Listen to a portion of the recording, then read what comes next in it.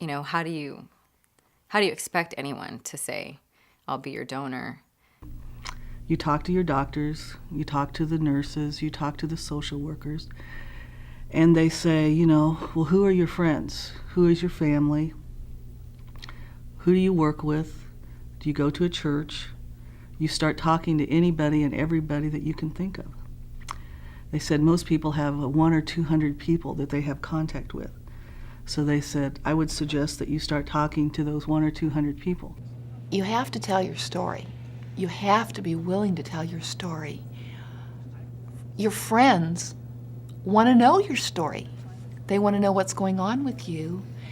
And you may not know it, but they may be sitting there thinking, gee, I wish there was something I could do. I was sharing my story with people, or that others were sharing my story with others. I felt it was really important because everyone needs to be aware of what their bodies are telling them. When I was first told by her mother that, she was going to need a kidney, I knew right away I would test. I didn't know much about being a living donor, and as far as matching, being a match, being a non-blood relative, but I knew I would at least test, and if there was any possibility, I would be willing to do it.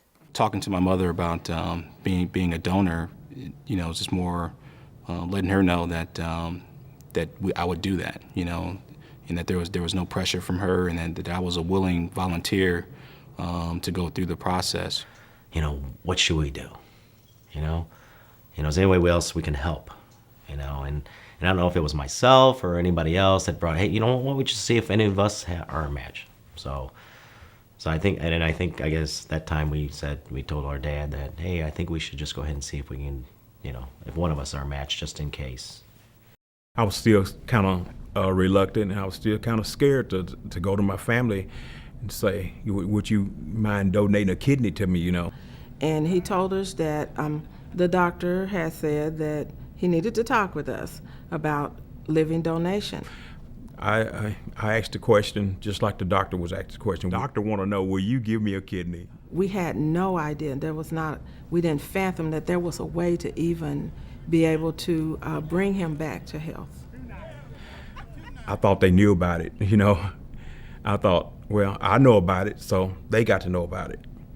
And but a lot of times we, assume a whole lot of things that it's not so. Our families had lived with Barry's kidney disease for 30 years. And I knew that at some point it would probably come down to the point where he would either go on dialysis and or want to have a transplant. And I always thought I was a candidate to be a donor. I would have been disappointed had he not asked.